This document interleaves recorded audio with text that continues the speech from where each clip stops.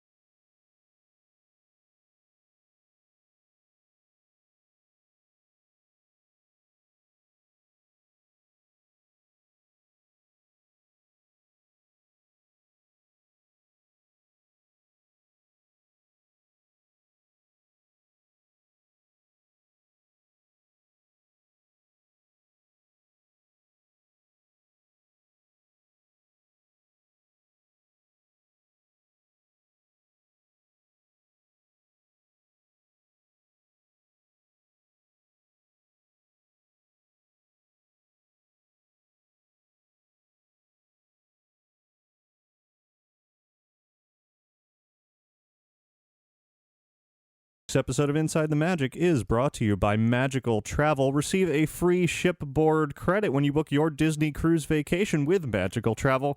Shipboard credits are good towards merchandise, spa treatments, shore excursions, and plenty more. So you're going to want to call Magical Travel today at 866-207-8387 or visit them online at magicaltravel.com to receive a free price quote. And be sure to mention Inside the Magic to receive your free Disney gift card for qualifying bookings when you book your Disney vacation with Magical Travel.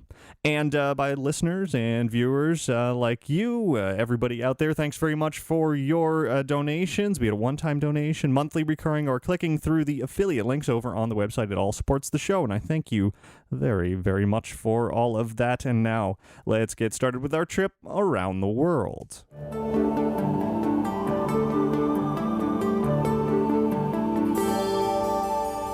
So it's only been a few days since the last show. Of course, the last show was delayed by a couple of days because of San Diego Comic-Con. I was certainly very, very busy out there, having a lot of fun. 4.5 days of excitement in San Diego, covering not only Disney, but also seeing a lot of other really fun stuff from that massive convention. Now I have returned, and here we are just a few days later, which means not a whole lot of news has taken place within these few days, but there is are some fun things to report on, and let's just jump right into it before talking about even more fun topics as we move on. Anyway, so getting started, both out here at Walt Disney World and Disneyland, I've got some news related to Extra Magic Hours.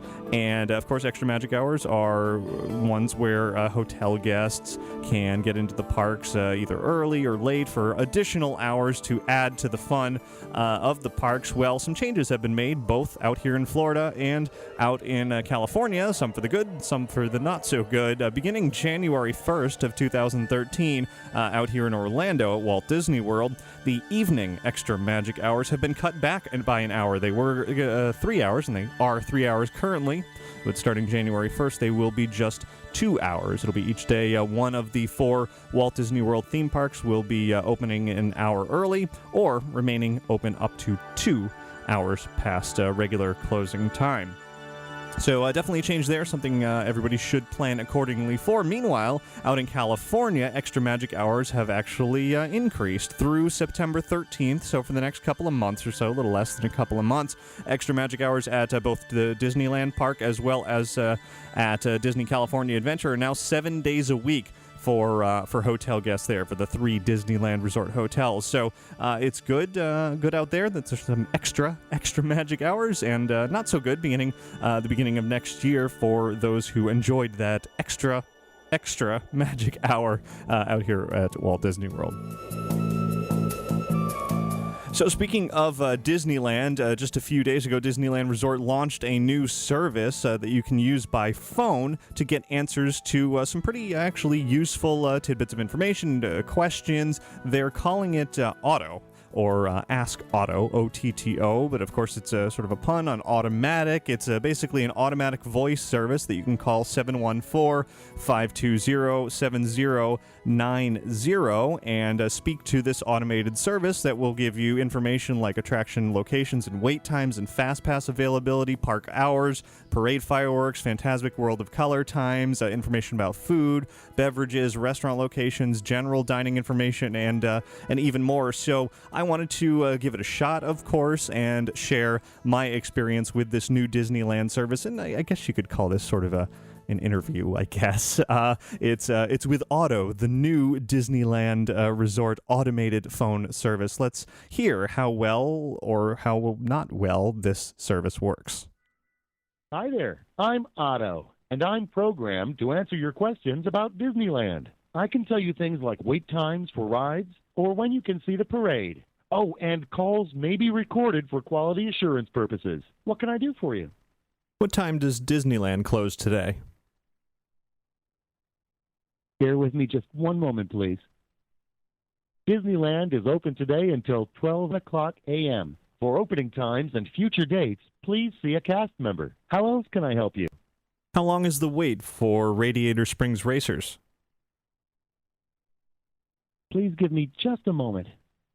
Radiator Springs Racers, a high-speed road rally through Ornament Valley in Disney California Adventures Cars Land, has a current wait of about 150 minutes. There are no fast passes remaining. What more can I do for you? What is a fast pass? Bear with me just one moment, please. Disney's Fast Pass is a free service that lets you enjoy the rest of the resort while your place in line is saved. Check your park guide for a list of Fast Pass attractions. What else can I help you with? Tell me about the Haunted Mansion. Hold for just one moment, please. Haunted Mansion in Disneyland's New Orleans Square has a wait time of about 25 minutes. How else can I assist you?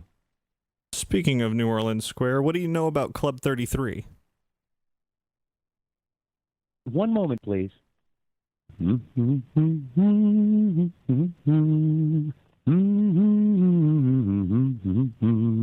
I heard what you said, but I need a little more information. I can provide wait times, show times, give you restaurant information, or how else can I help you? Okay, what time are the Disneyland fireworks tonight? Hold on for just one moment. I love the Disneyland fireworks. You can see them tonight at 9:30 p.m. I'll let you in on a little secret. Get to the hub about 30 minutes before showtime to get the best view. What's another question I can answer? What time is World of Color? Please give me just a moment. Great choice. World of Color showtimes today are 9 o'clock p.m. and 10:15 p.m. To get the best view, get to Paradise Pier Park in Disney California Adventure at least 30 minutes before showtime. What else can I do for you? So, where can I get a pizza? Please hold for just a moment. If you're looking for pizza or pasta, my favorite spots in Disneyland are Red Rocket's Pizza Port in Tomorrowland or the Village House restaurant in Fantasyland. In Disney California Adventure, try the Wine Country Trattoria just across the parade route from Pacific Wharf. Tell me what else you'd like to know. I'm looking for a corn dog. Please hang on for just a moment.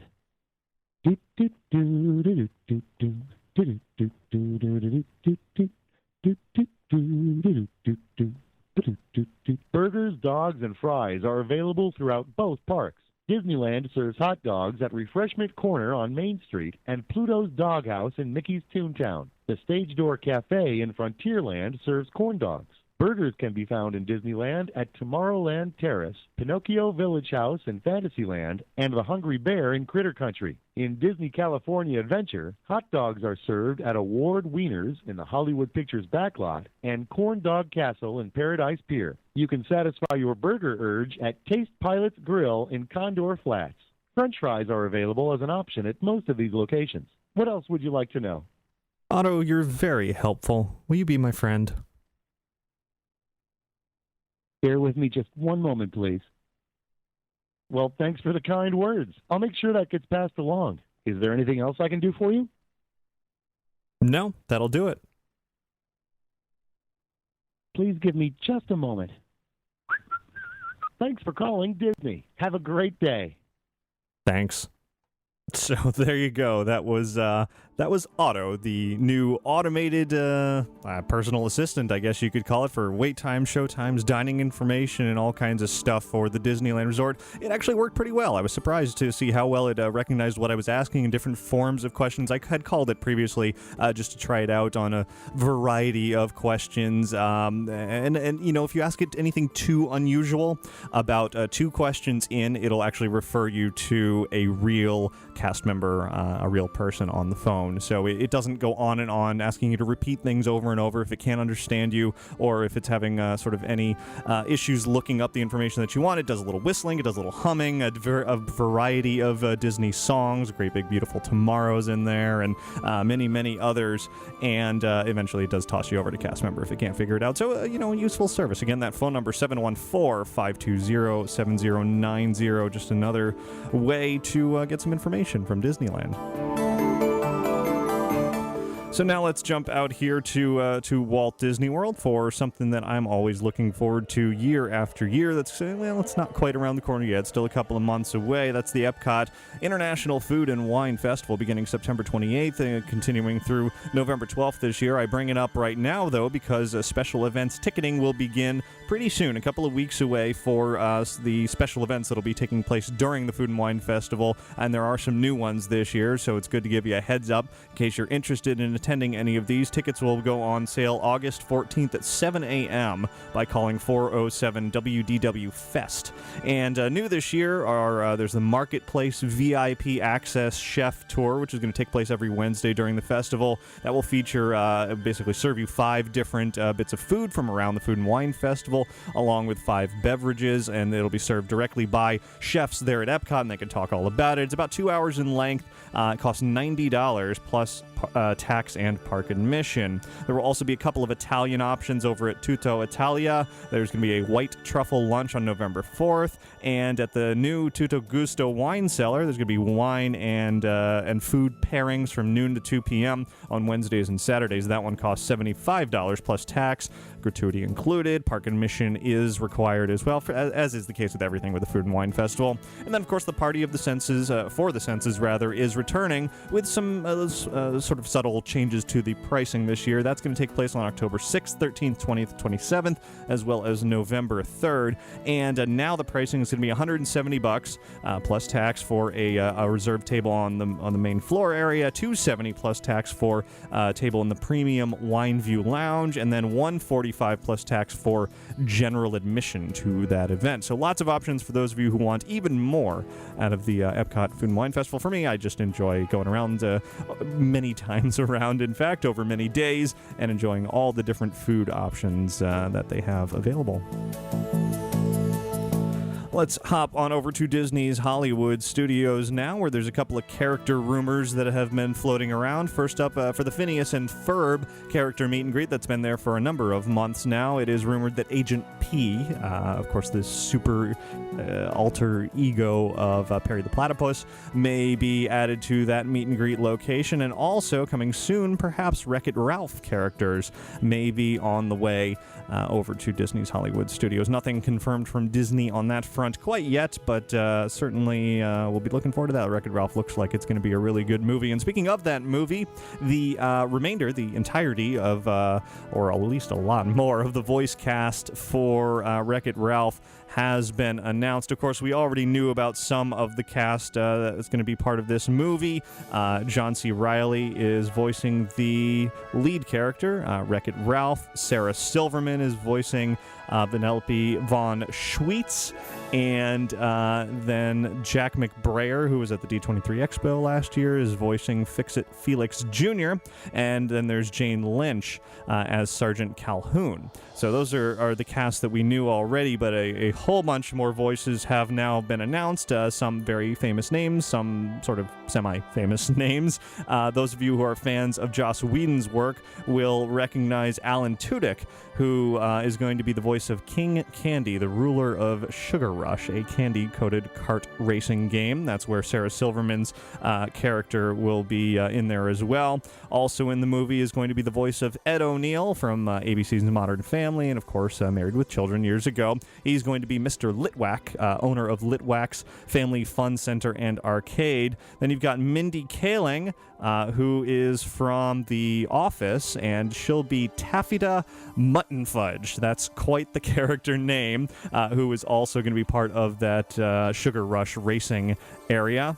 Comedian Adam Carolla is going to lend his voice to the film, and he'll be Windshell, also of the Sugar Rush area of the film. He'll be a security guard, actually. Horatio Sands, likewise, will be a security guard. He was on Saturday Night Live for quite a while. Then you've got Dennis Haysbert, has been announced to have a voice on there. He was on 24, and he's on those Allstate commercials and, Major League years and years ago. Anyway, he's going to be the general from the first-person shooter game Heroes Duty.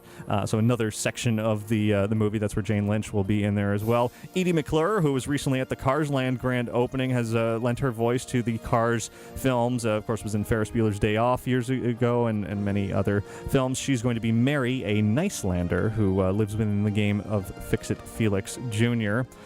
Rachel Harris is going to be adding her voice to the film as well, also as a Nicelander.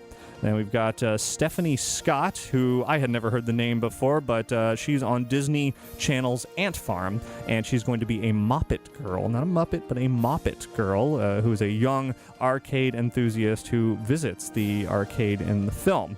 And so then we have some names that probably won't sound too familiar, but their characters certainly will. Of course, Wreck-It Ralph's going to be best known for featuring licensed video game characters from all over, and Roger Craig Smith, who is a talented voice actor, is going to be voicing Sonic the Hedgehog in Wreck-It Ralph. Likewise, Gerald C. Rivers will be voicing M. Bison from the Street Fighter series. He was the voice of M. Bison in the games as well. Ruben Langdon, likewise, is going to be Ken from Street Fighter, so you're actually going to hear Ken talk, and just like that, we will also have Ryu from Street Fighter, voiced by Kyle Hebert. So Wreck-It Ralph, quite the lineup of voice actors. I'm sure that's not it. I'm sure there are even more than that, but those are the ones that Disney has announced and really touted as being part of the film. Really sounds exciting. That's all hitting theaters on November 2nd.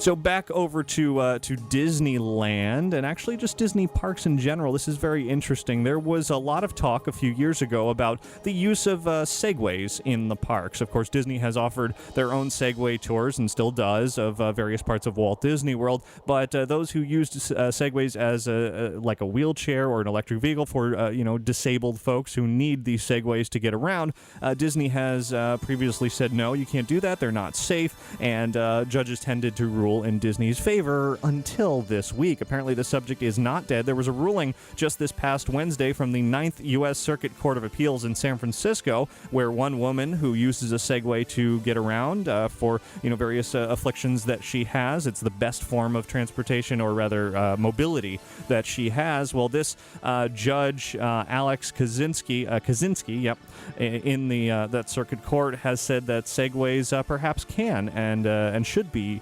operated in Disney's parks and could be safely done so.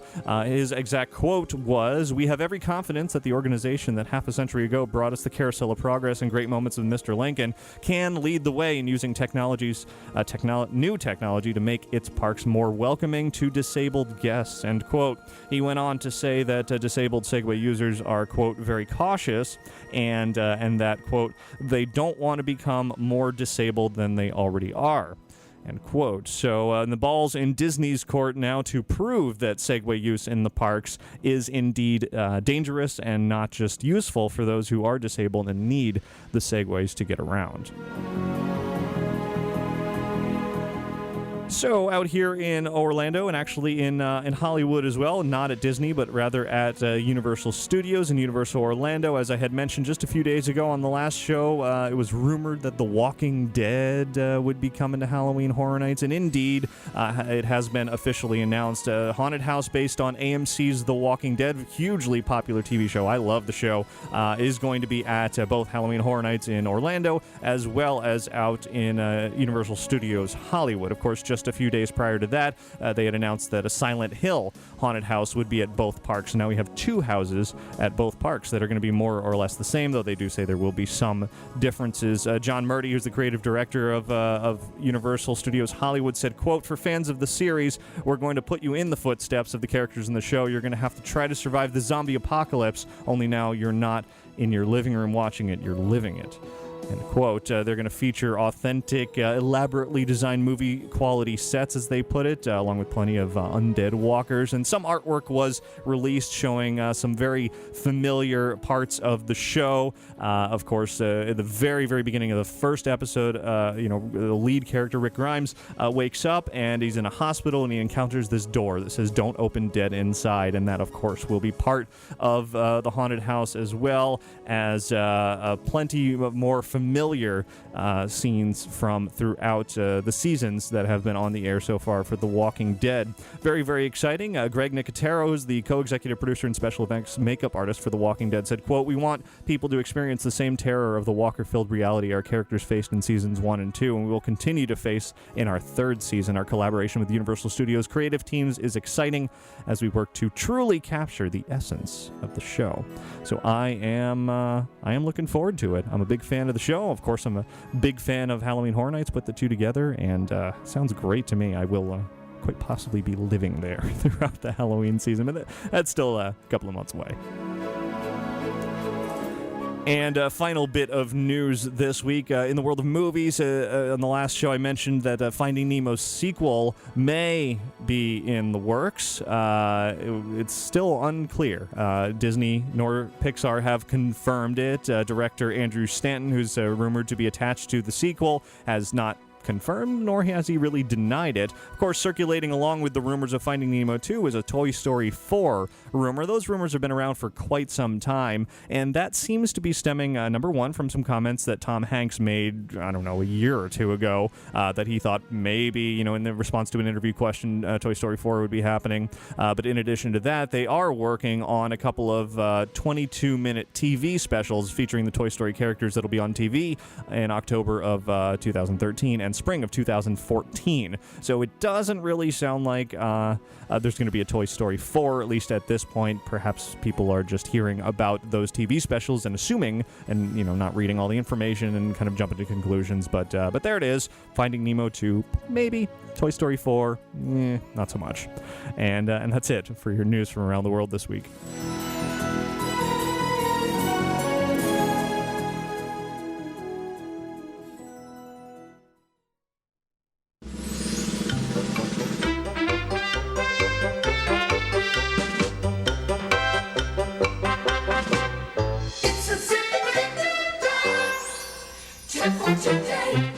So this week, it's another tip from me that actually came out of my Cars Land trip a couple of weeks ago. It was the first time I had a chance to utilize the new PhotoPass Plus service from Disney, which allows you to put your on-ride photos from a variety of attractions onto that card.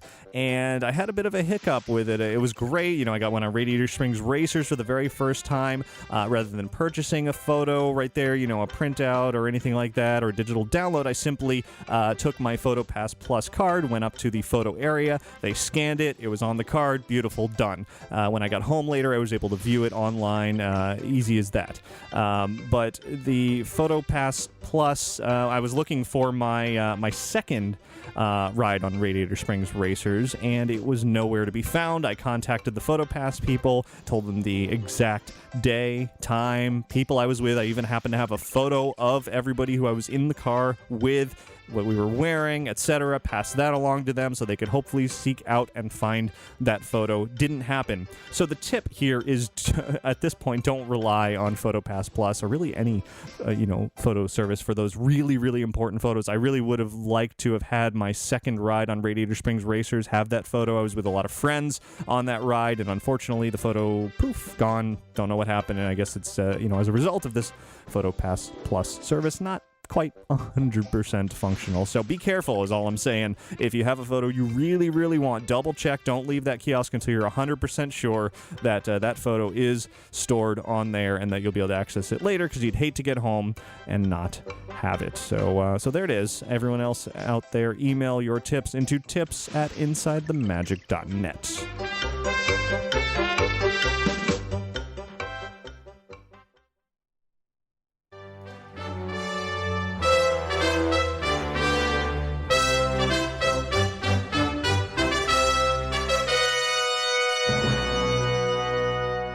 Hear ye, royal guests throughout the land. It is now time for a Fantasyland expansion update.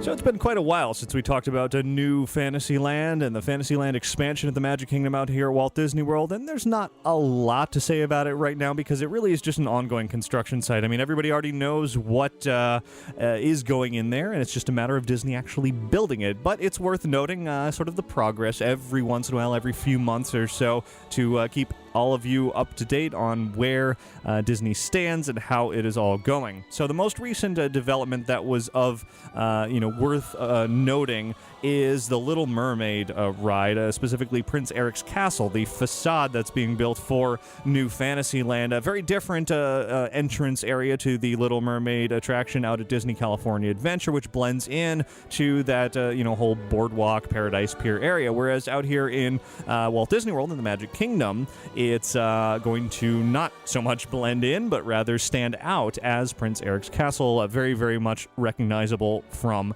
the Little Mermaid film. And more or less, that facade is now complete. Disney released a really excellent photo showing the, Prince Eric's Castle. Now, it's not a full-size castle, of course, that you can walk into. It's a forced perspective facade up in the rockwork and in the distance, but they've fired up the waterfalls, at least for testing, and a lot of the rockwork is done, and all the beautiful details up and down the turrets, lots of stone and brick, and beautiful colors throughout. It's really looking really fantastic, and I look forward to seeing it up close in person when they do open that a bit later this year. It's not quite ready yet, but construction does move along nicely. There's the castle walls, the new castle walls that they have are building sort of in the new castle courtyard area around the carousel are coming together nicely. The construction walls are really hugging right up against those new castle walls. It's going to tie in Cinderella Castle with the area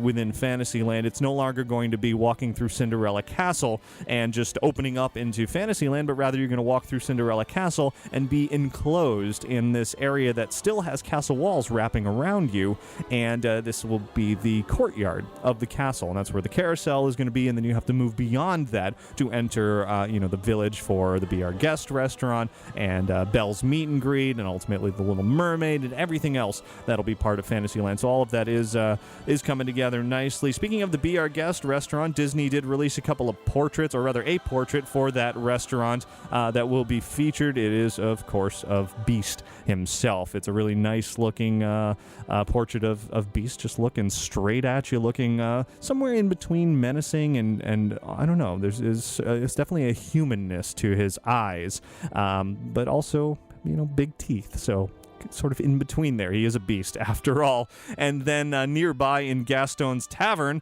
there will be a portrait of Gaston looking like Gaston. He's, of course, full of himself and very smug and got the eyebrow raised and, He's Gaston and everything that he always has been. So those will be part of those experiences. And the question that is on everyone's minds is, when is it all opening? Unfortunately, Disney doesn't have any specific dates yet. The time frames still stick to the last time we mentioned it. July this month is sort of Storybook Circus moving along. Both sides of Dumbo the Flying Elephant are open. The big top tent queue area, sort of kids play areas open. The Casey Jr. Splash and Soak Station kids water play area is open, but we still don't know about when the rest of Storybook Circus is going to open. The other big top areas, the meet and greets, the all of that kind of stuff, we're not sure yet. There's no specific dates for Under the Sea Journey of the Little Mermaid, which is the official name of the Little Mermaid ride yet. That's going to be Holidays 2012 is all they're saying.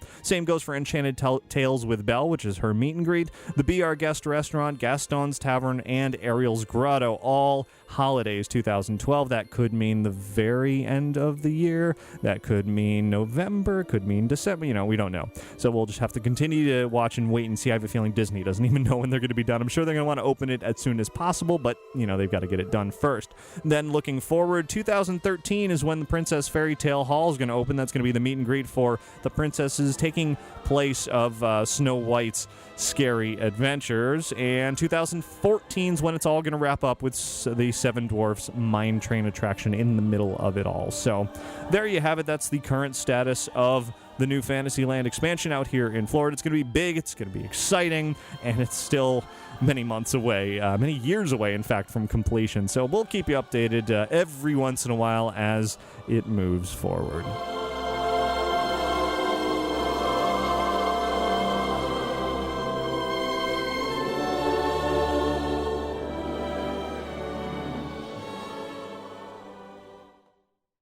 And now, before we jump into our main feature on this week's show, let me put in a quick word about Theme Park Connection. This is a great store that is just filled with Disney items, and it's not your off-the-shelf Disney items, though they do have some of those. Mostly it is rare and unique collectibles from decades of Disney history and items from within Disney's theme parks that really you cannot get anywhere else. ThemeParkConnection.com is their website where you can not only find directions to their physical store out here in Winter Garden, Florida, which is about 10, 15, 20 minutes north of the Magic Kingdom. You can explore their warehouse. It is, I can't even remember how many square feet it is, but it is huge, and it's just stocked with the most amazing pieces from things like Horizons and Mr. Toad's Wild Ride, and plenty of old attractions that you thought these items may have been lost to history, and now they have resurfaced. And if you have enough money, you can go and buy them, or at least you can take a look in person. But in addition, when you go over to their website, you can also check out their eBay store online, where they sell a lot of their great items there. Also. So themeparkconnection.com is where you want to go to check all of that out.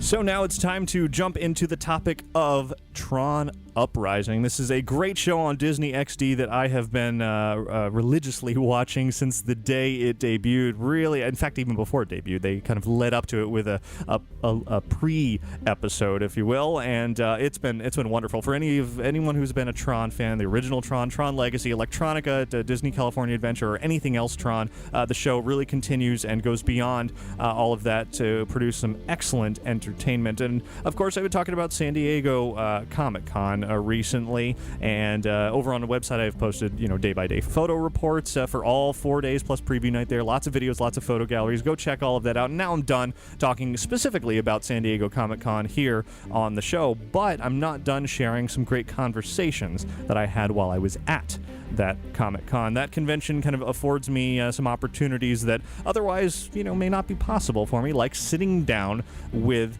the cast and crew of Tron Uprising, which, as you might imagine, was a wonderful treat to be able to sit and chat about one of my favorite Disney topics, Tron, and this excellent new show, but not only talk about the show on Disney XD, but also about the universe of Tron in general, how it's perceived within Disney and by audiences. And, with the show, it's on a short hiatus right now, a couple of weeks between episodes. It's a great time to share some inside information with all all you Tron fans out there. And those of you who are not Tron fans, you might still enjoy hearing about all this too. Kind of a bit of insight into what it takes to put together a show or even a movie and get it all developed with Disney. Of course, at the Comic-Con, in addition to having a chance to chat with the cast and crew, I also attended a panel discussion, which I mentioned, I think, on the previous show. In attendance there was Elijah Wood, who plays the lead role of Tron Uprising, Beck. Unfortunately, I didn't have a chance to sit down with him, but I did talk to just about everybody else who was on the panel, including Bruce Boxleitner,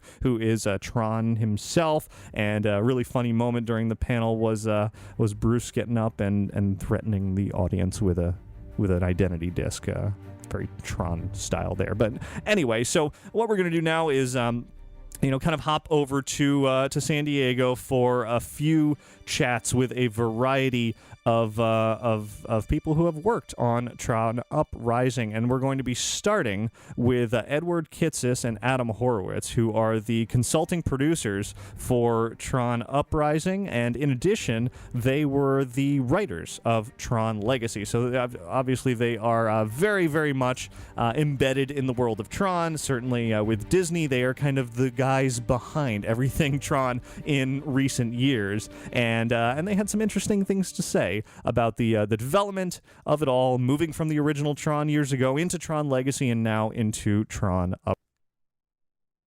Moving from the original Tron to work on Tron Legacy, Disney obviously big money, big shot into that.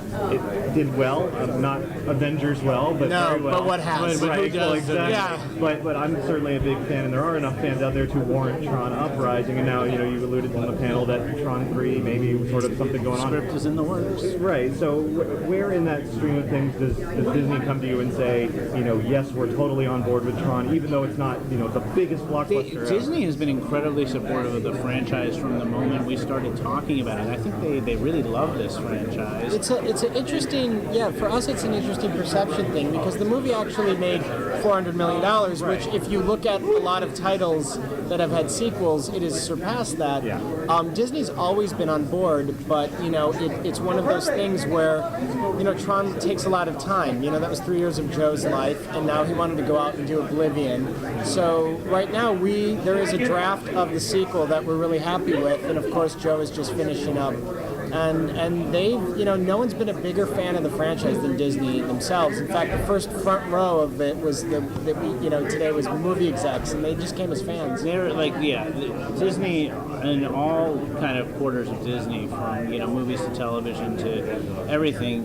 They really express incredible love for this franchise, and we're all very excited about the possibilities of it. So as long as the public wants Tron, we're hoping we can give it to them. So even though there's sort of like this undercurrent of, I don't know, it's hard to describe, like we look at Tron and I love it, and there's obviously a lot of fans, but sort of in the mainstream, there's a lot of sort of like, oh, it's Tron, sort of that feeling.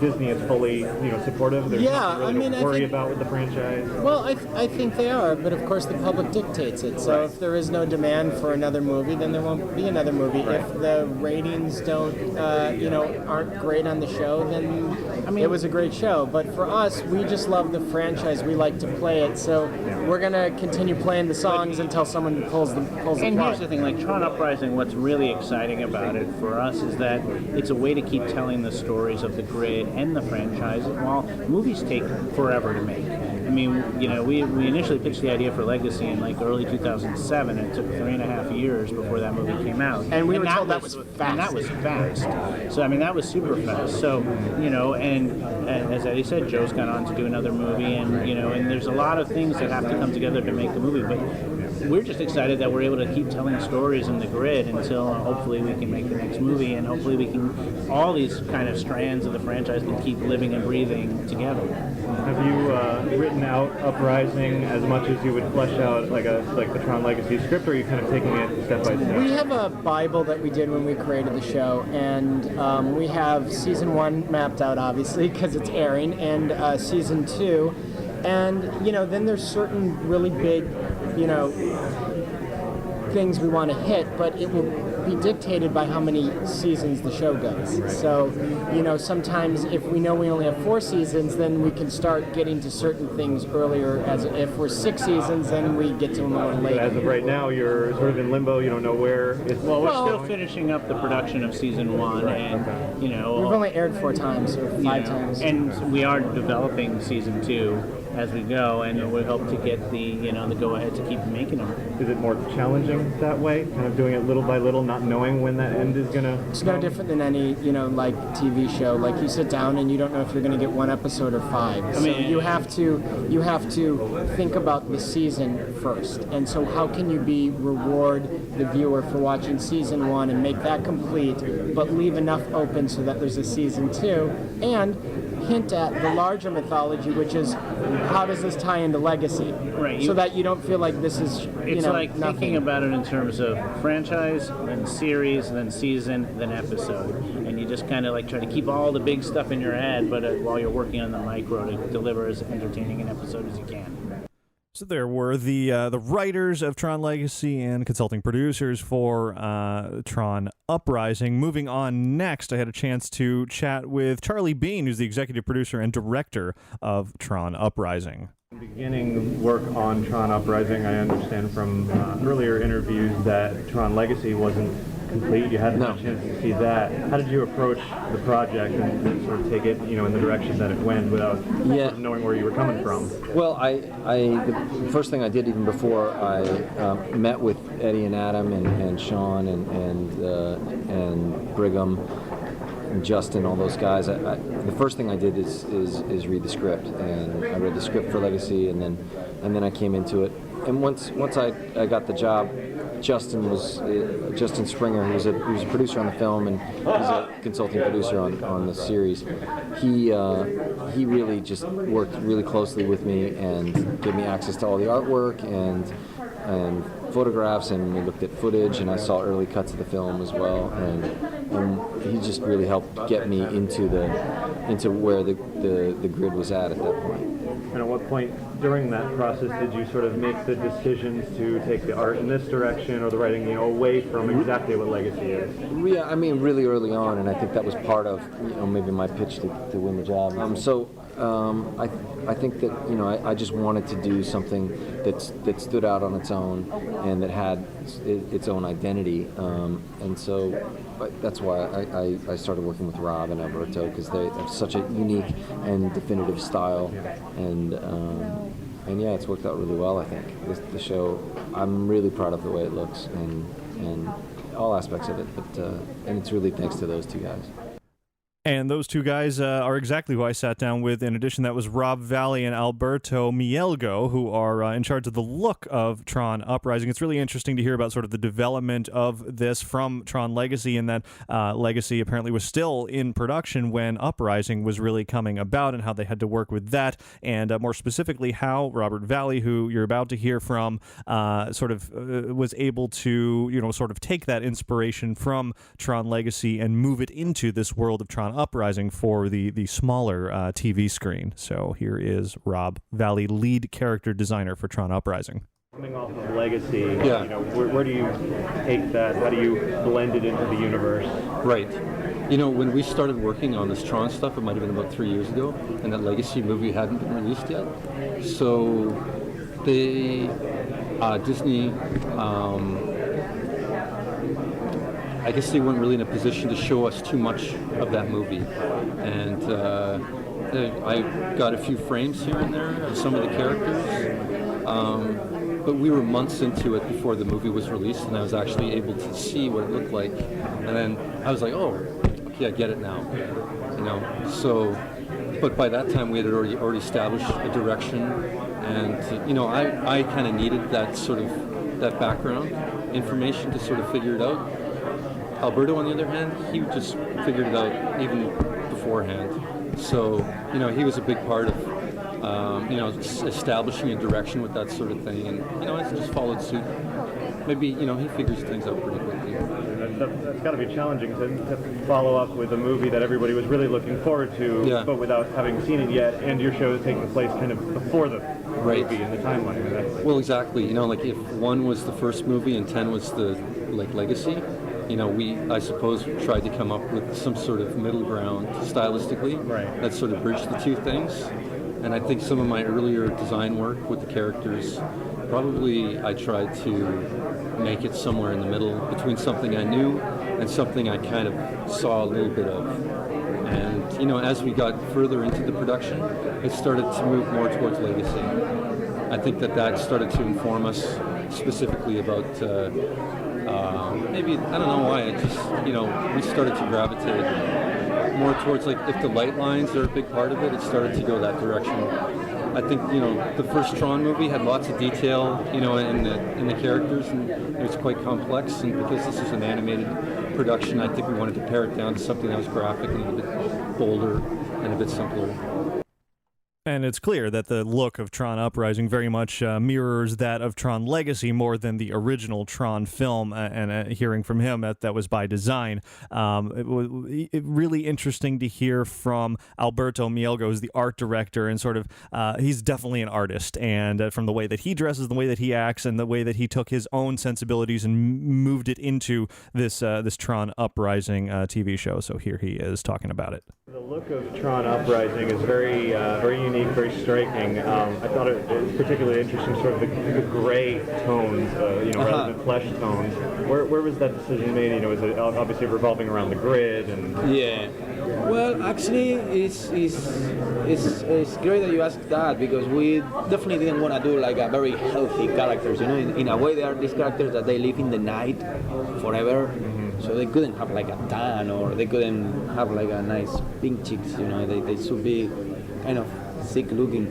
The decision of making it gray is very much a Charlie decision, and I think it's a great idea because the original movie was very much shot in black and white, and then it was painted later. So it has this kind of like black and white tone or gray tones. And then this decision helped me very much, because once the faces are gray, everything around could have any kind of color. Once you get into skin tones, then you can have difficulties when you are making decisions about the surroundings or the environments. And I really like the gray look of the faces. It's funny because maybe I'm so used to that when I see it in the screen outside the studio, I really see that they are gray, and I didn't. They are gray. But it's all the colors around, the bright reds and bright blues really complement it well. Those become sort of the stars of the visual. Yeah, that was the idea. Like, we wanted to make everything really visually striking. We wanted to do, I was saying in the panel, like, for me it was very important to make digital piece of art, because we are like, it's funny. I've been working in digital for a while, and when you try to print digital, you are never happy because it's not really their medium. You said, yeah. You try to print it in paper or in canvases. We are never happy because the colors are not right, because of course it's not the million of colors that the computer has. So the TV series are meant to be on its real platform, which is digital screen or a computer, and this world is basically 100% digital art from the beginning. There's something from your own design background, your own personal sort of aesthetic that you enjoy, that what part of that has translated into the look of Tron Uprising? Well, basically the graphic nature of everything. Like my whole thing was to make characters, vehicles, and environments work together. And what I really like is to do, I was saying before, like I like Impressionism, like as a style of painting, which is basically an interpretation of what we see.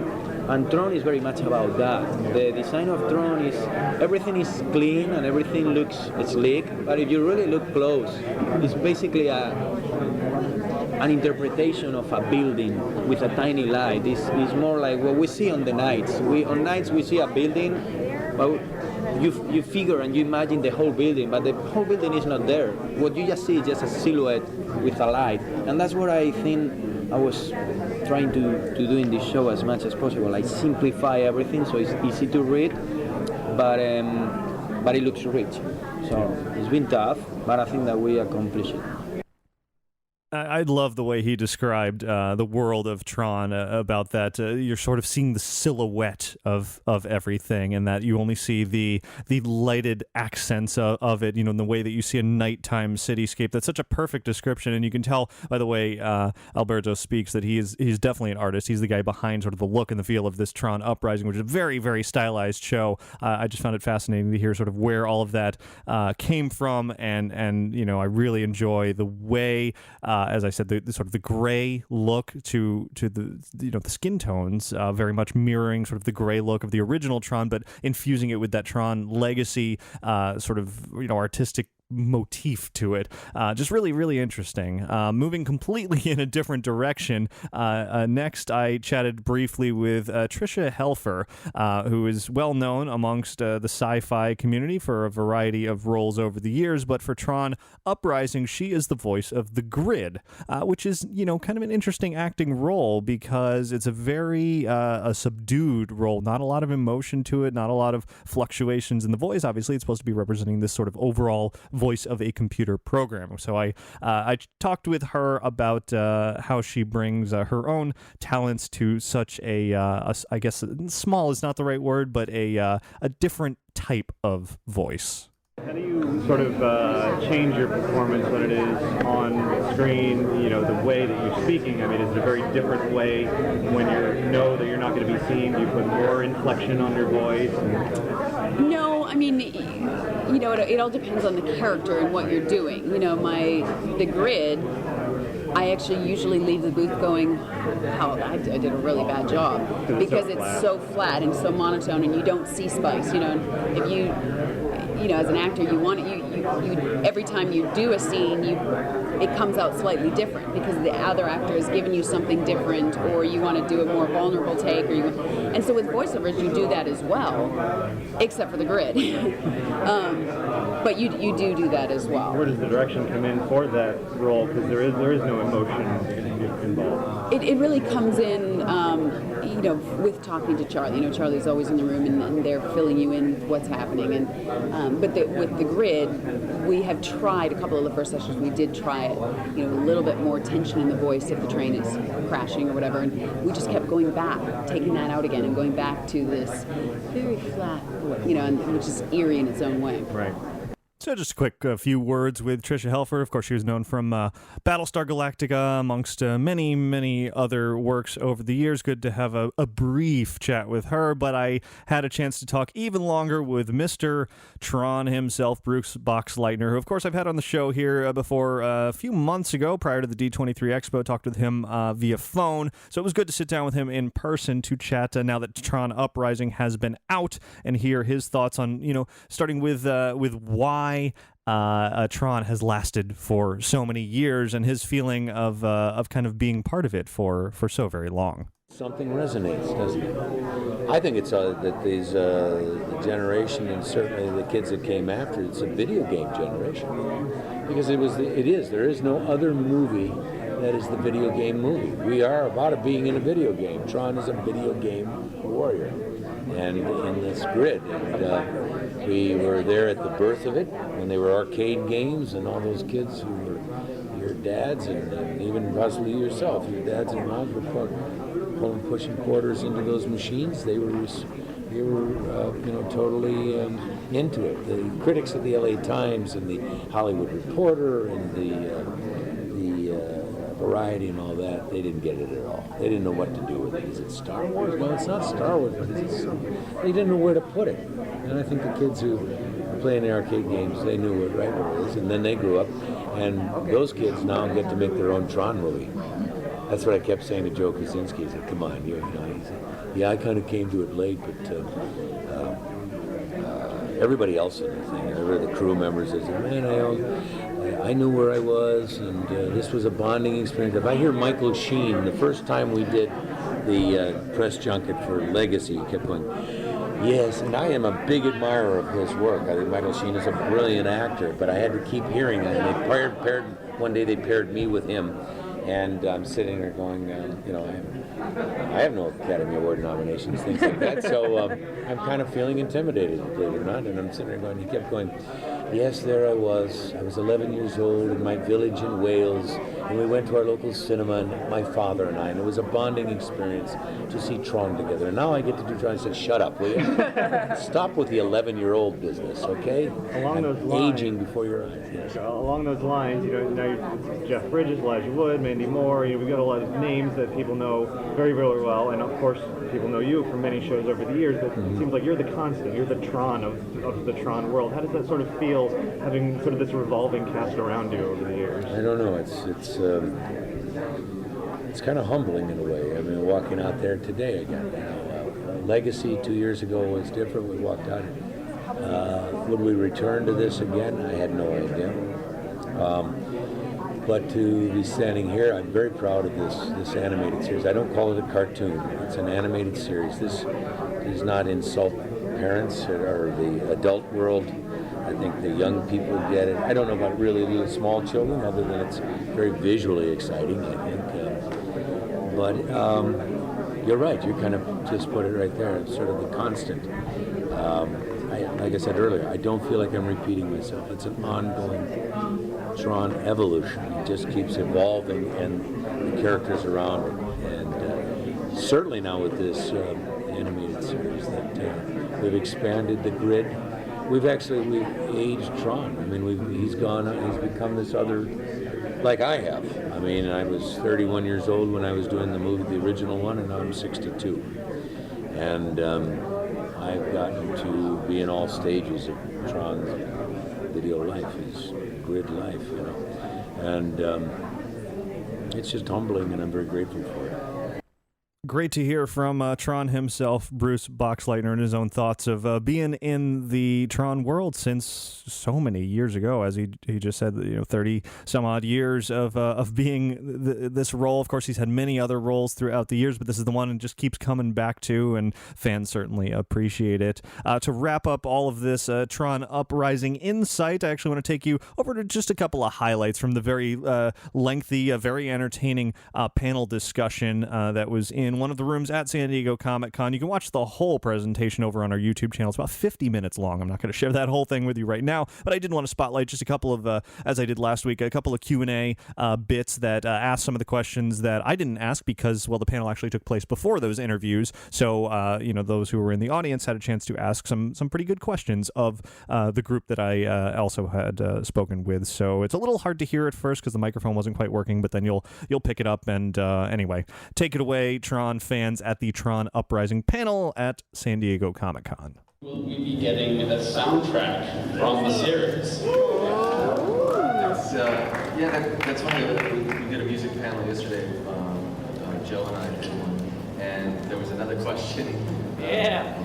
That's the person right there. Question, and I really hope so, because the soundtrack is incredible. Joe has really expanded the sound for this show, and it's really incredible. I really hope that they do that. I mean, I think what my answer was yesterday is we got to finish the season first. Yeah. So I mean, there's so much more music that's still writing to finish out the season, and I really hope so. I think that's my answer. My question's actually for you, Elijah. I know you've done Lord of the Rings. I know you've done The Hobbit. That's going to be coming out in 2 months, 3 months, whatever. A little more time. And now But it's coming soon. And now you've done animations where you're actually voiceovering the character. Which one do you like better, voiceovers or actually getting more into the action than you do with anime? It's all different, It is really all different. The characters are different. It's sort of, it's all relative, I think, to the individual experience. And doing animation is a lot of fun.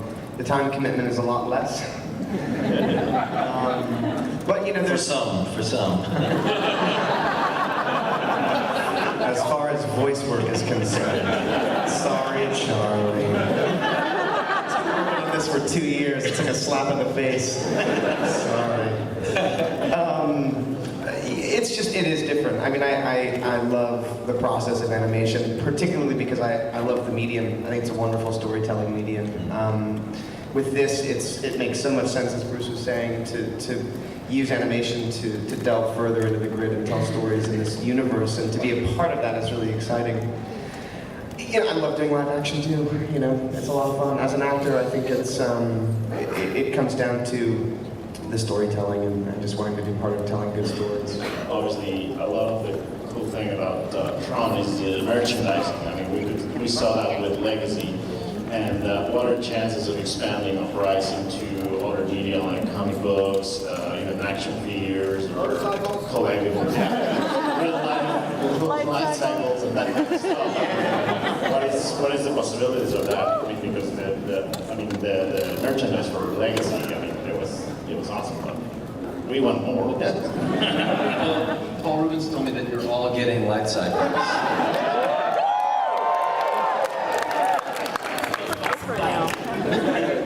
No, I would love it. I guess it depends on the popularity of the show. Obviously, if people really like it and they keep watching it, I'm sure they are do merchandise. Half the vehicles, the new vehicles you see in here, were the hopes that the three of us would get the toy and put it in our office. So the reason that you see a lot of these new vehicles, that was the reason for it. It's kind of why we do it, for the toys. We're not kidding.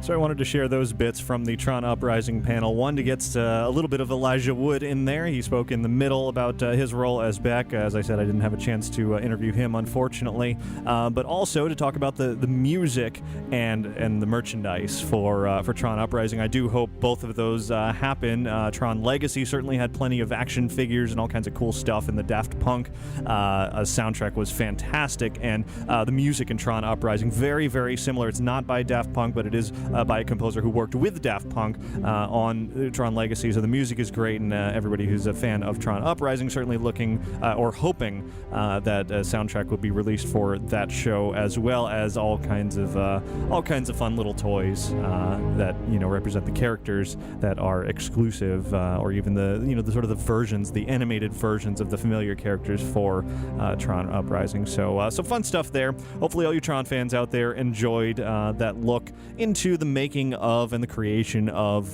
Tron Uprising and where it goes from here. Of course, as I said, it's on a little bit of a hiatus, just a couple of weeks. August 2nd, I believe, is when it's returning with a special episode, Scars. It may even be a two-part episode that really looks into, explores where Tron is in the universe, what happened when he had that encounter that you saw in the flashback in Tron Legacy, with Clue and the fight and all of that, and now he's in the show, and sort of where his scars came from that you see in Tron Uprising. So it should be a really good episode. They showed a preview of that at the panel, and Disney XD put it on YouTube as well. So if you want to watch the whole panel, head to our YouTube channel, Inside the Magic, of course, and then you can go on over to Disney XD's channel as well to watch that, and looking forward to it. If you haven't had a chance to see Tron Uprising yet, and it's really a good show. You don't necessarily have to have seen the Tron films to understand the show, but it certainly helps, and it helps to be a big Tron fan as well. I'm really enjoying it.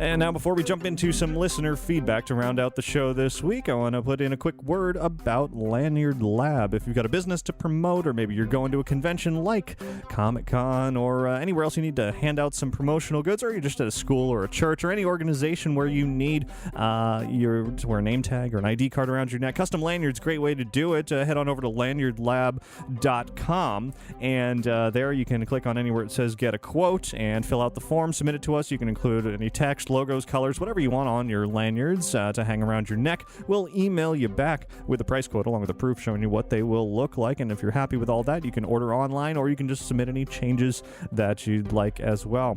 Again, it's all over on the website, lanyardlab.com. That's LANYARDLAB.com.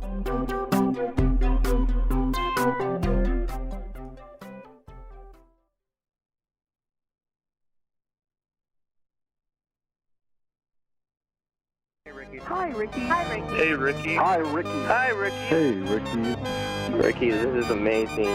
Ladies and gentlemen, boys and girls. Inside the Magic listener feedback.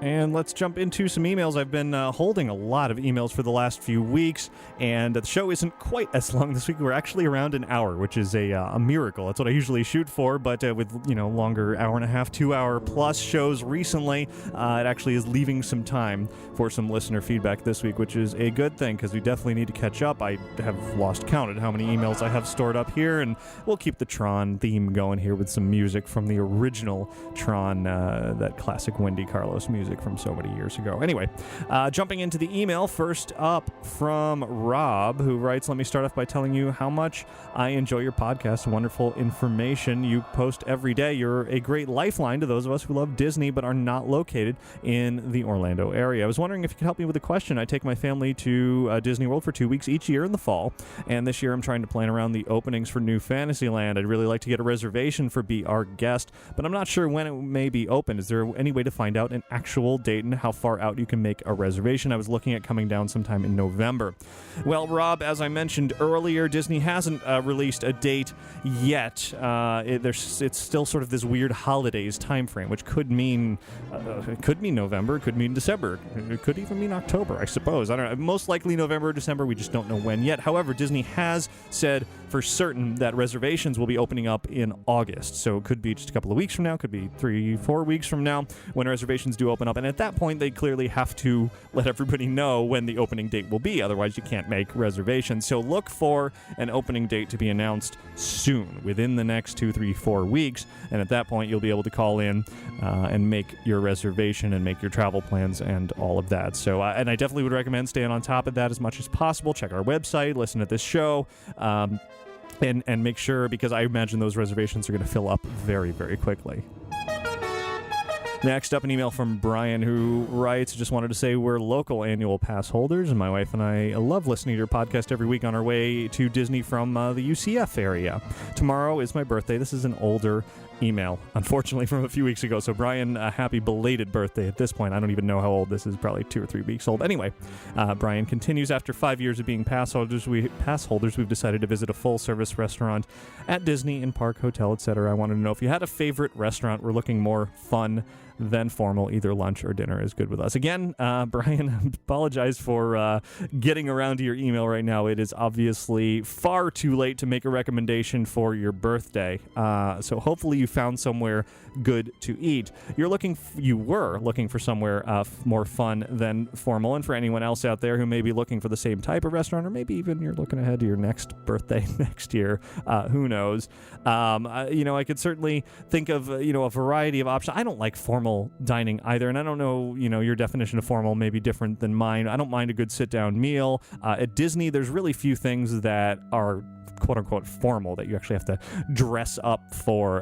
The dress code is pretty lax on most of the Walt Disney World restaurants, even if it's something that seems nice and, you have to make a reservation, go at night, it's in a hotel, etc., etc.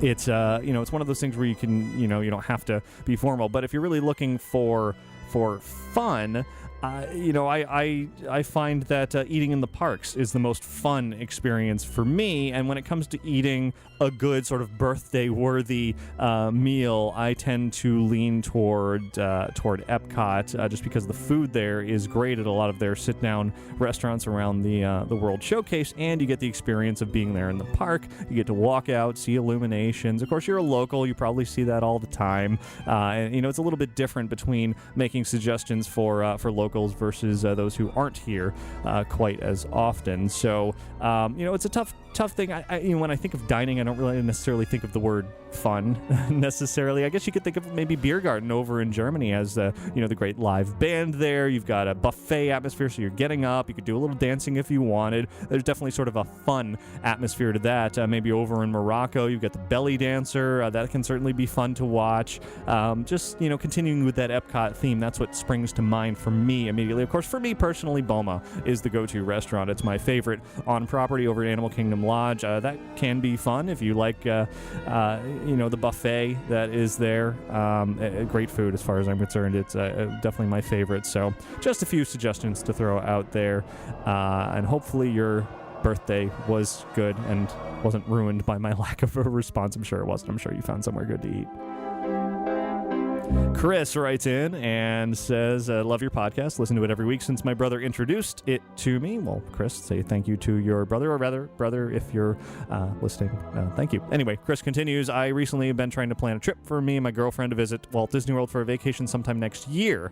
My girlfriend's never been to a Disney park before, and I wanted to make her first experience as magical, authentic, memorable, and romantic as possible. My main problem at this point is finding the right Disney World resort to stay at. In the past, I've always gone with my family, and we've stayed in the family-centric rooms. Are there any resorts that offer room plans made for two rather than a whole family? Maybe a bit cheaper as a result, though money isn't really an issue.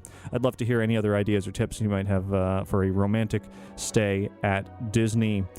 Chris, first thing that pops into my mind is, since you say money isn't really an issue, go for a deluxe resort. And again, as I just mentioned to Boma, I love Animal Kingdom Lodge. There's just something homey about it, but also has that really nice feel as far as you feeling private, and the rooms are not family style, they're not suites, they don't feel huge. You can definitely get that sort of great relaxing feel, especially if you get a wonderful view on your balcony watching the animals. Feels very private, and it's got great restaurants there, as I just said, Boma, and just the lobby is gorgeous. There's great places to sit around the fireplace. I certainly could have snuggle up with your girlfriend, have a nice romantic night.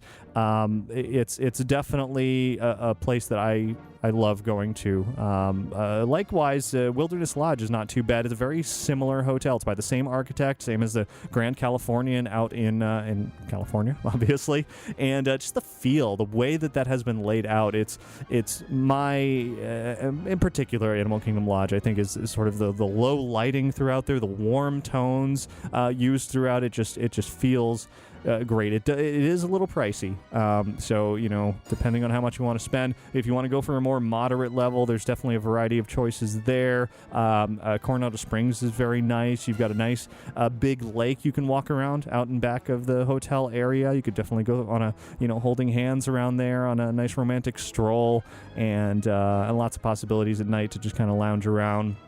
So a couple of suggestions there. I would avoid the value resorts. That's where you're going to get into those family atmospheres, and it's probably not what you're looking for. And he also wanted to feel free to open this up to any listeners who have any ideas or tips for romantically themed stay, even beyond just the hotel, just to be able to do special things. Of course, you can always, call in and ahead of time and have, chocolate-covered strawberries sent to the room or something like that waiting for you when you get there. Little touches like that are certainly a nice thing to do.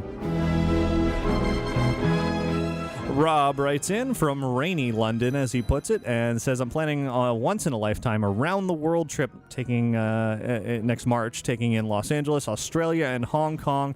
I am planning to spend a couple of days at Disneyland and Anaheim, and I've only been there once. But as I'm going to Hong Kong for the first time, I think I shouldn't miss the opportunity to pay a visit to Hong Kong Disneyland. I've read in various places that it's a really small park and may only take half a day to do it. Do you know anything about this park, and more importantly, if there's anything there that I won't have seen before at Disneyland, Walt Disney World, or Disneyland Paris? Well, Rob, that's certainly a big undertaking to go all traveling around the world. I'm quite jealous, actually. It sounds like a really fun trip. I've never had a chance to go overseas like that, so maybe someday. But for now, I would say, as far as Hong Kong goes, there's a lot of expansion going on there, and you said it's going to be in March, and I'm not sure of the timeline about Mystic Point out in Hong Kong, but you will find the newer area just opened up. The Grizzly Gulch area is something you will not find anywhere else around the world at any other Disney park, so you can definitely look forward to seeing that. It's something sort of Frontierland-ish, but it is something entirely new to the world of Disney, and something that I would love to see someday, particularly later when Mystic Manor and Mystic Point are going to open. Unfortunately, I don't know where the time frame coincides with exactly when you're going. You might get lucky and see that. You might be just a bit too early, and I think that may be the case. You may be just a couple of months too early to see that, unfortunately. But at the very least, you will definitely see things in Hong Kong, especially with this expansion that's been going on, moving it past that half-day park like you were describing into more of a full-day park. Certainly, if you're going to Hong Kong, I wouldn't miss it. Next up, an email from Rob, presumably a different Rob. This one writes, I came across your podcast last July and became a fan instantly. Not being able to wait for the next week's show, I listened to the show before that, and the show before that, and so on. And over the next couple of months, I logged all the way back to show 300, but decided to stop catching up due to time better spent on my college coursework. Smart move there, Rob. Anyway, he continues, though I kept listening or watching the weekly podcasts as they came out, I would sometimes hear listeners proudly say they've been with the show since the first episode, and I wondered how long it would take me to listen to every episode of Inside the Magic. Well, right when spring term ended, the marathon was on. In the past 8 weeks, I've listened to 280 episodes of Inside the Magic, and by the time your next show is being recorded, I will have finally caught up. I still can't believe how much Disney magic has come out of the last 7 years, or how once a week, every week, you've brought it all to us from now on. If you ever wonder how good your podcast is, just remember there was a college student crazy enough to devote his summer break to it. P.S. Show 262 ITM Con is worthy of best produced all on its own. Incredible. Rob, I'm glad you put your coursework first, but wow, that's quite the commitment to go back and listen to all of the shows. I always say those early shows, you can probably skip those. They're not so great. But once I kind of got into the groove, it's certainly been a week after week of Disney fun and beyond, and I'm glad you've enjoyed it and made it all the way through. And now you can just kind of relax and only listen to one episode a week, which is that's probably a little too much Ricky for you to listen to more than that anyway. So thanks very much for listening and letting me know that you've gone back and listened to all of that for so long. And of course, thanks to everybody who's been with listening to the show and now watching the show for so many years. It's wonderful that you've all stuck around. Let's see. Scrolling ahead, I still have... Oh boy, that's a lot of emails. So we're just going to keep going for now. A little while longer reading some emails, and we'll see how many we can get through this week. Susan writes in, says, this is an email from Susan who just recently sent this in. I wanted to insert here because Susan wrote in with some thoughts about some food in Cars Land that I didn't have a chance to taste, which was good. Susan writes, I attended the pass holder preview for Cars Land the weekend before the media event. Had a fantastic time. I ate lunch at Flo's and a snack from Cozy Cone, and oddly enough, I had the items that you did not review on your show, so here are my comments for your listeners. At Flo's, I had the roast pork with the Coca-Cola barbecue sauce with the sides of barbecue beans and coleslaw. The meat was well cooked yet tender, and the sauce was sweet and tangy. The sides were also tangy. A good meal by any standards. My only complaint was the speed of service. It took 20 minutes from the time we ordered to get a counter meal in a place with only 4 pre-cooked items on the menu. The couple ahead of us who ordered the veggie entree were still waiting when our order came up. Cast member pushed our order aside while trying to sort out the other order. By this time we were hungry, stepped up, made sure it was our tray, and grabbed it. I'm interested to hear from your listeners if this process has improved. At the Cozy Cone, I had the churro bites served in a cone with cinnamon chocolate dipping sauce, and you can never go wrong with churros, but be aware that the chocolate sauce is a bit odd with the cinnamon flavor. Tasty all the same. Again, my complaint was the speed of service. 5 people in front of me, and it took 20 minutes. Maybe it was all those cone cups. I may have been more critical of the wait times because I was there with my sister, who was chaperone for grad night the previous night, rode the bus back to San Diego at 3:30, then drove back to Disneyland to meet me by 8 a.m. for the preview. She was tired and hungry, but really loved Cars Land anyway. One more comment for the Transformers fans going on the ride at Universal. While in the queue, listening to the Perimeter Breach alert, I heard them mention Protocol Bravo Alpha Young, a reference to Michael Bay, B-A-Y. This is the stuff you miss if you only use the single rider line. Susan, thanks very much for chiming in on those. I really wanted to try that Coca-Cola barbecue sauce on the roast pork. I just didn't have enough time and stomach room to get it all in, but I have heard that it was really good. As far as the wait time goes, since you were there for a preview even before the media event, it can kind of be chalked up to that. There's certainly some kinks to be worked out. That's why they have those previews. queues, and hopefully in more recent days things move along a little bit more speedy, though the lines are definitely still long for the Cozy Cones. I can't wait to get out and try some more of the items there, though. Likewise, on a related note, Hussein just emailed recently to say I was at Carsland last week and got the cone queso with the fresca cheese, the one you showed off on your show that said you said had a thick layer of cheese. Well, they reduced that amount of cheese. Now it's more of a topping rather than a layer. So good to know there. They're still tweaking the recipes. Next email is from Kirsten, who writes in and says, I just wanted to send a little thank you for taking the time to create such a wonderful podcast. I grew up in Southern California, about 20 minutes from Disneyland, was a pass holder for 20 plus years, and in 2006, my husband and I moved to Massachusetts and are now living in Colorado, far from the parks that played such a large part in my upbringing. My husband started listening to your podcast while he was in the Disney College program, spring 2011. I started listening with him when he got back from that little adventure. The news you share, especially the recent changes at DCA, help ease my homesickness and brings a smile to my heart. I can feel that Disney magic when you share your experiences. I'll definitely keep listening as long as you keep broadcasting. Kirsten, thanks very much for the kind words. Definitely tough to move away. I moved to Orlando after college specifically to be closer to Disney and all the theme park excitement that's here in Central Florida, and I can't imagine moving to Massachusetts or Colorado or anywhere else other than, Anaheim area, Los Angeles area. Even then, I would miss Orlando terribly. So I'm glad I'm able to bring a little bit of that fun to you, no matter where you are.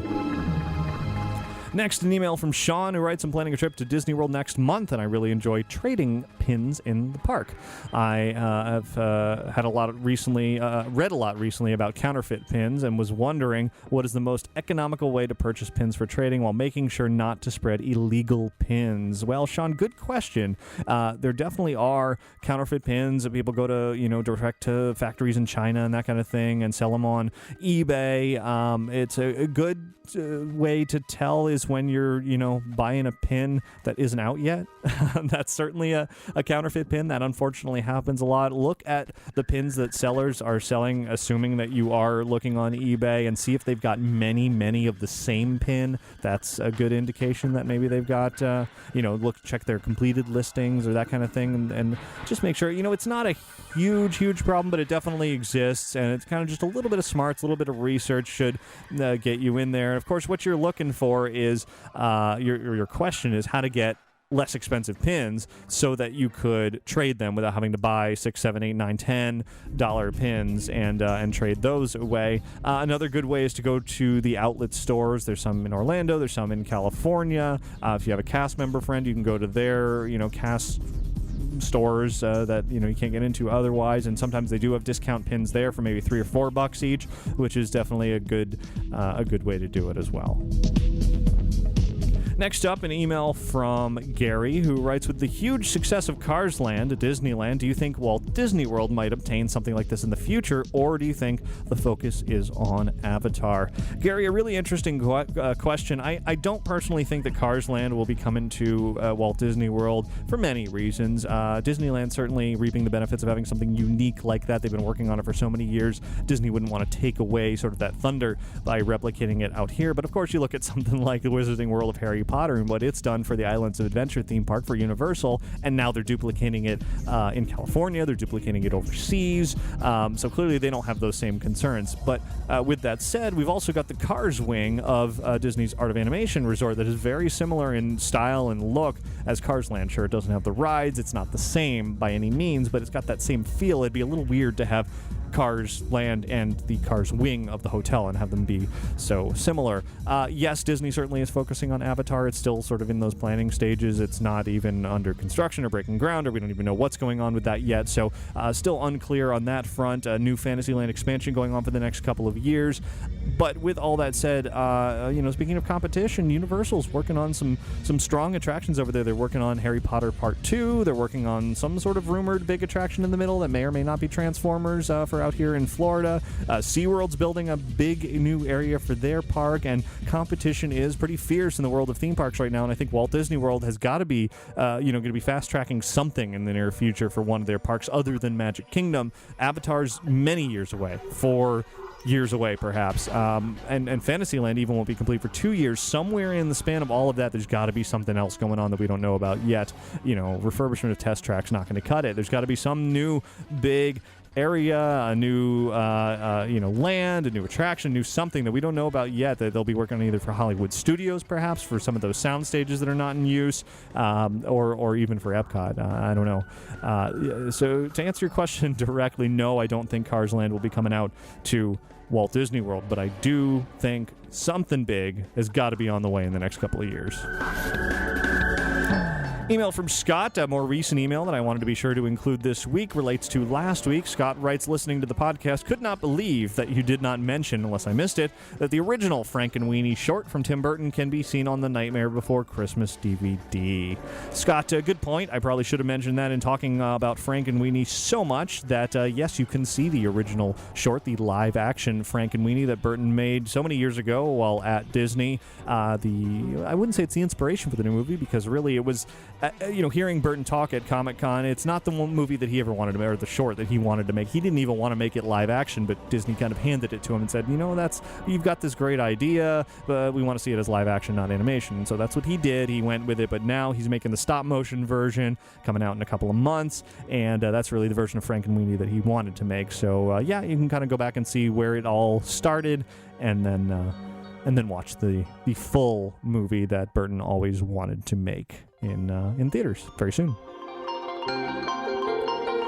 All right, let's do a couple of more emails and then wrap this up for the week. Next comes in from John from the UK, who writes, we are a family of 4 from the UK who managed to get to Walt Disney World for the first time in many years in 2011. While we found the cost of accommodation, car hire, and food to be great value, the flight costs to Florida from Europe are becoming ridiculously expensive. For that reason, it's going to take a couple of years to save up to come back. So my question is this. We might be able to afford to come back in 2014, probably by 2015, and definitely by 2016 at the current rate of saving. While I know things are always in the pipeline, and that if you wait for the best thing to arrive, you would never get to Orlando, what is your best guess for when major new developments will all be finished? I'm thinking particularly about New Fantasyland, Avatar Land, and whatever else is going to be happening over at Universal to replace Jaws, plus anything else major that might be going on. Just want to get the maximum new attraction value for our money. Our holiday or vacation is in your hands, Ricky, so no pressure. John, I was obviously just talking about this quite a bit about sort of the future, but to sort of nail it down a little bit more specifically, we're looking at Fantasyland complete 2014, beginning end of 2014, not sure. If you're shooting for that, looking for a guaranteed new bit of excitement out of Walt Disney World, there's your date for that. Avatar, we're looking much further, 2015/16, probably 16. There's 2 more movies on the way in the Avatar franchise, and it doesn't seem likely that Disney's going to be opening up their Avatar land until those movies have come out. They want to kind of ride on those movies' probable success at the box office, so that's when we're looking at that. Over at Universal, land has been cleared, certainly in the Jaws area. They haven't officially announced what's replacing Jaws. All signs seem to point to more Harry Potter, connecting the 2 parks and all of that. When is that going to happen? I mean, it'll take at least a couple of years for that to happen as well. So we're looking at about 2014 likely for that, plus whatever they're working on, as I just mentioned, in the middle of the park, possibly Transformers, like is out in California, which they, seem to be fast-tracking over there and could be done in, a year and a half, something like that. So I would say, if you're shooting for 2015, you will likely see a great amount of new things. If you go for 2016, you definitely will see a lot of new things. Of course, there will always be new things by then. So it's, as you said, you can just keep pushing that forward and never show up. But if you're really going for it, I would not do 2014. Give it that extra year if you can wait it, and do 2015 as sort of an almost guarantee that there will be even more fun to look forward to. And the next few emails I have in my list here are very long, and so we're going to stop it there, and I'll continue with this very long list of emails. Let me give it a count real quick just to see. 1, 2, 3, 4, 5, 6, 7, 8, 9, 10. Yeah, it just keeps going. So more than 10. So we will definitely stop there, and I'll keep carrying it forward. For those of you who've sent me emails recently, if you didn't get a response via email and you haven't heard it on the show, it's because I have all of these emails ready to go as soon as I get to them. So I'll keep moving them forward, and eventually I'll reach the end of this list. I'll certainly work on it next week as well. But for now, that's it for your listener feedback.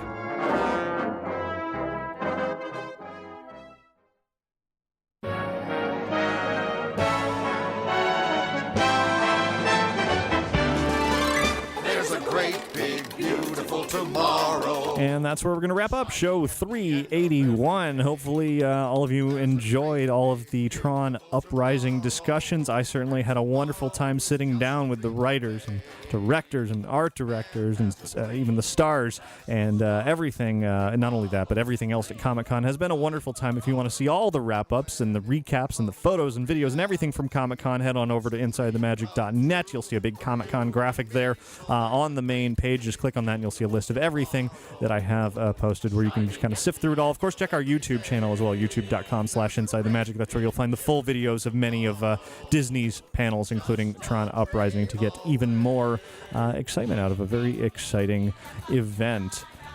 So, looking forward, it's unclear as to what's going on in the next month and a half, 2 months. The theme park world is always a little bit vague over the summer. You never know what's going to happen. It seems to be sort of the day-to-day routine, crowded, hot, etc. Not a lot of new things developing, but that's also when they sometimes spring surprises. I know Universal Orlando, for instance, was already hinting at releasing their next announcement for a haunted house for Halloween Horror Nights, possibly even tomorrow.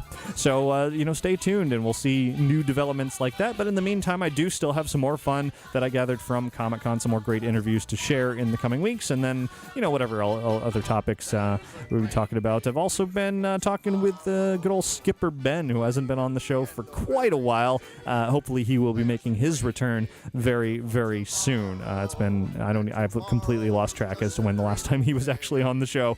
So he and I have been chatting on and off, and we'll be bringing him back at some point soon, as soon as we work out our schedules and the details and that kind of thing. But anyway, I do want to thank Magical Travel for sponsoring this week's episode of Inside the Magic. You can find out more about their services by visiting magicaltravel.com. Also visit themeparkconnection.com, a great place for unique and rare Disney collectibles in person and at their store, as well as online at their eBay store. Check it all out. So thanks to all of you for listening and for watching each and every week. And do have a magical week. Goodbye. There's a great big beautiful tomorrow, just a dream away.